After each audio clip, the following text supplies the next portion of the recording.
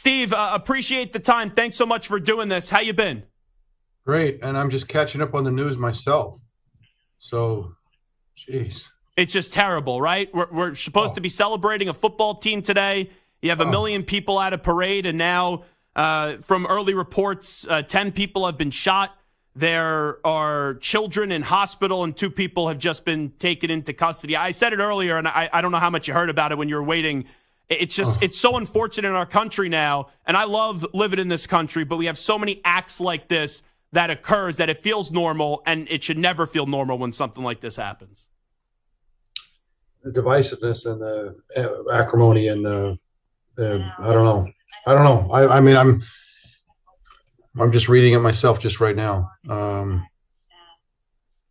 mean, we want to get together. We want to celebrate. We want to see the best in people. We want to celebrate people who are extending themselves in amazing ways, athletically and anyway. And I don't know what to say. That's just terrible, terrible news. I feel so terrible for everybody, and I wish I had a good answer. That's rough to hear.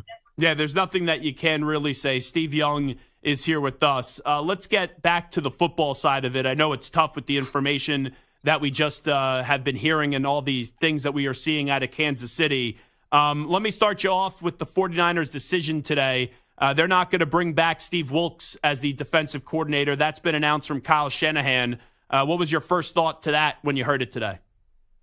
Well, something went haywire. You know, it was a slow start, and they got their feet under them, and they had a great middle of the season. And then starting with the Ravens game and then to the playoffs, they're just, you know, we had been a dominant pass rush, 4-man pass rush, but we did get it back in the Super Bowl. So I thought that who we could be defensively felt more familiar in the Super Bowl. And so I thought how the defense played and what they did to try to combat the Chiefs and all that they bring. I thought they did a good job, probably the best job they've done in a couple of months. So, you know, I think the 49ers are all in. They were all in this year. They put in every ounce of commitment from money to intent to spirit to try to get this thing done this year. And they know that there's ebbs and flows and windows that do open and close, or at least open wide and then slightly shut. We get all that. And so, you know, things don't get better off of this season. So maybe this is, you know, they made a fundamental decision around, look, if we're going to go attack it again, we're going to attack it with different people. So you got to give them that right to do that. Yeah, they have the right to do that. My first reaction as Steve Young is here with us is just that Steve Wilks is getting unfairly scapegoated for the Super Bowl loss. His defense for a while made Mahomes look human in that first half, and it was the offense that wasn't really able to distance themselves from the Kansas City Chiefs and capitalize off of some of those mistakes with the fumble and the interception as well that occurred in the first half. Do you feel like Steve Wilks is getting unfairly treated here? Well, hopefully they're not making the decision off of what happened in the Super Bowl, because then that would be unfair, because they did.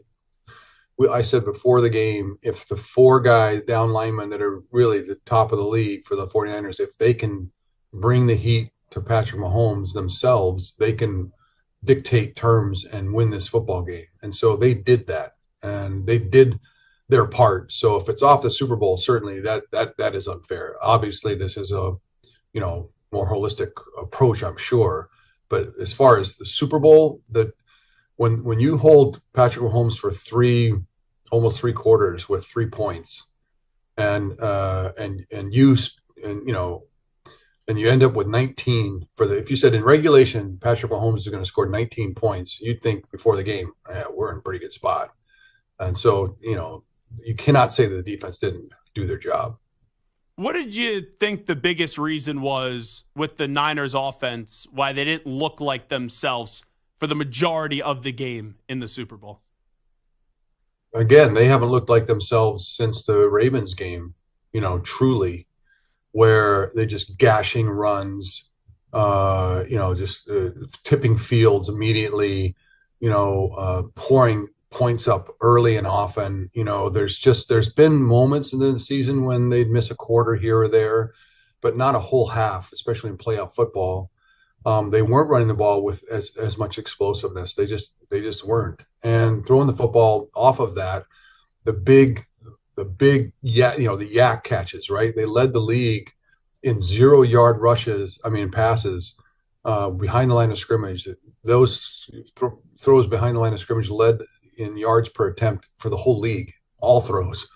So the explosiveness that they had in their passing game off of that running game kind of, kind of slowed, and they never got it back. And so it's not, they didn't get it back, through obviously through Christmas and then through the playoffs. I don't think any of it. There was some explosiveness at the end of the game against the Lions. There was some explosiveness at certain moments, but they certainly did lose their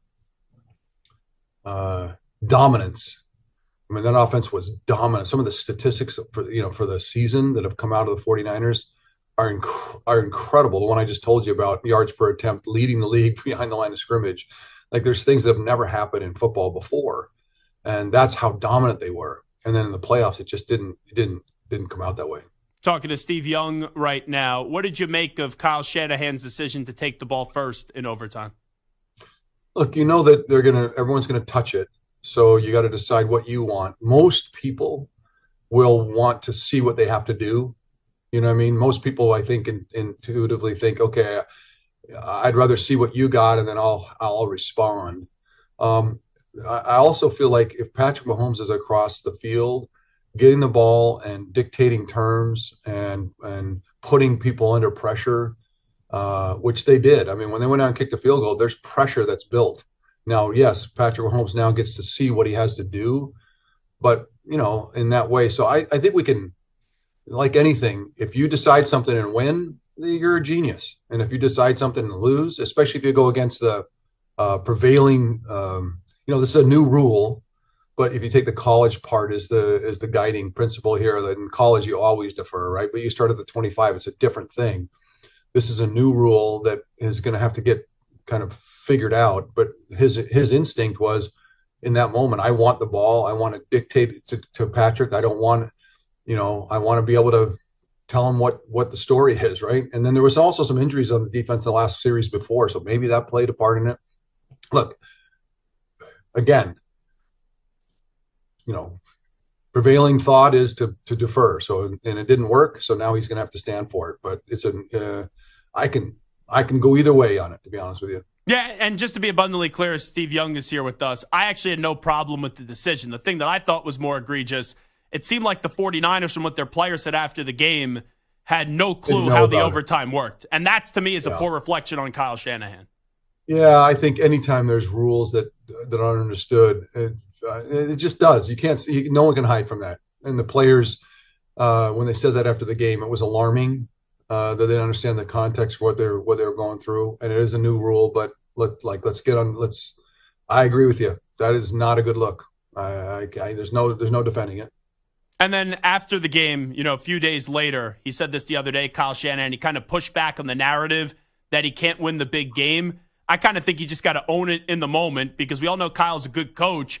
But unfortunately for him, right now he's going to be talked about as the guy that's had 2 10-point leads up against the Chiefs, couldn't get the job done, and then we all know what happened when he was the OC with the Atlanta Falcons in the Super Bowl. It's hard when you know how many big games you've won, right? And how many times you've faced the elimination round and done and gotten the job done. So it's just, as a human being, it's hard to not kind of get into the mitigation of the situation, rather than, I do see that it's hard to do, but you at that moment, it's probably best to just say, look, I haven't done it, which is a fact. I have not won a Super Bowl. I've been close. I've been knocking on the door, and I own that. And, next year I'm going to knock it down. That's how this is going to roll. And then everybody, I think, would, get on board with that. And I think that's his intent.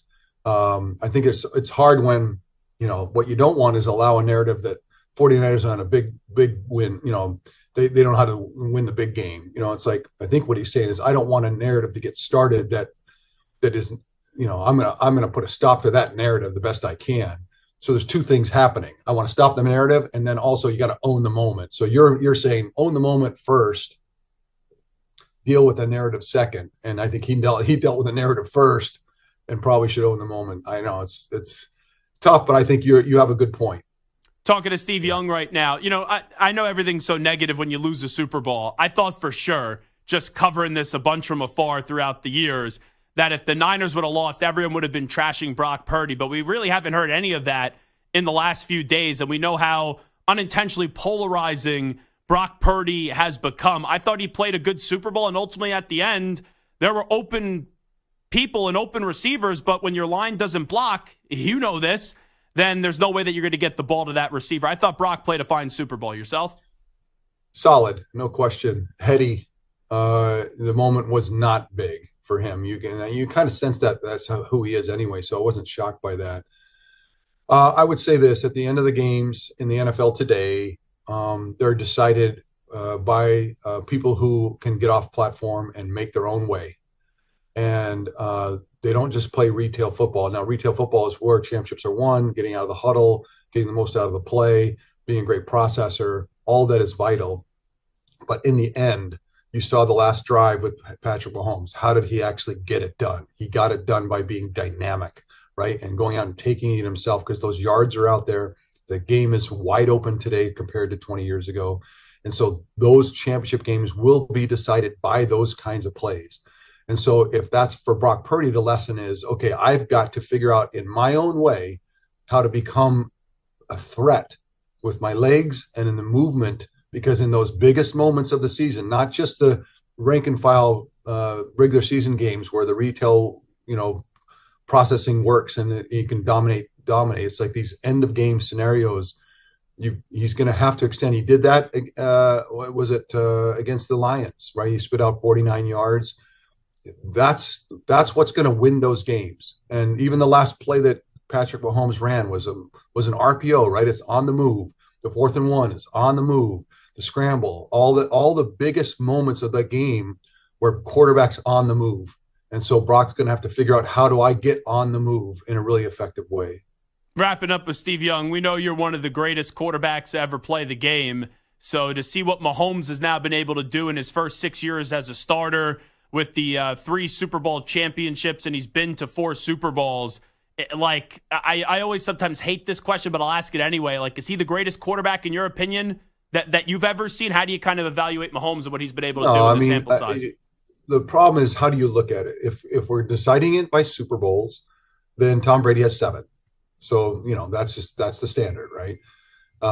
If we're going to try to parse through the Super Bowls and then recognize kind of talent to the people, the help that they got and what they were able to accomplish and who could carry the most water, that's a whole other conversation. But in the end, as you know, Zach, it ends up, as you try to make that case, you keep getting backed up until you say, how many Super Bowls, and so you end up in the same place, even though you don't want to be.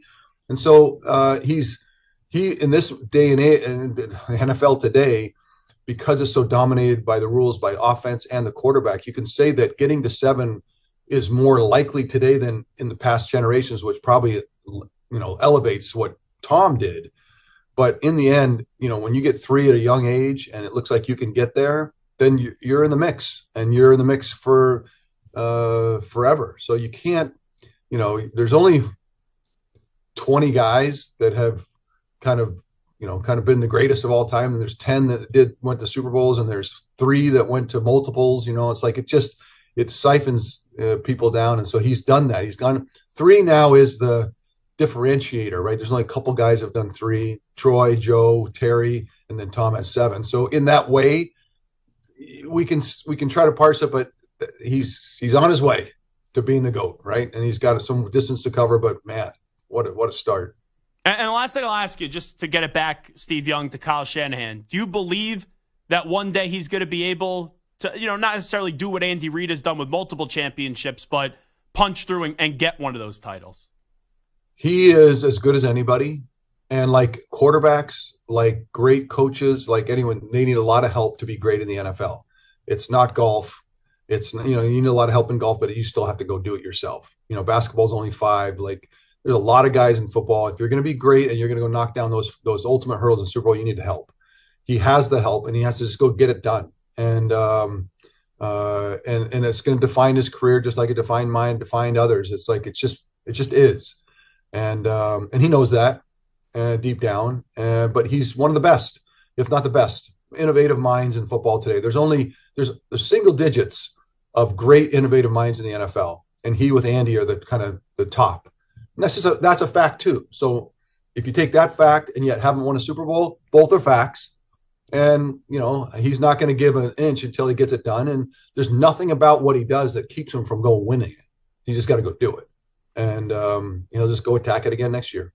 Steve, always appreciate your time. I know it's under difficult circumstances today. Zach, I honestly, when I just got on Zoom, you said it, and I looked down at my phone, and that's the first I saw of it. So I'm heartsick about this, and my healing prayers go out to people in Kansas City. My gosh, it's just terrible news to hear.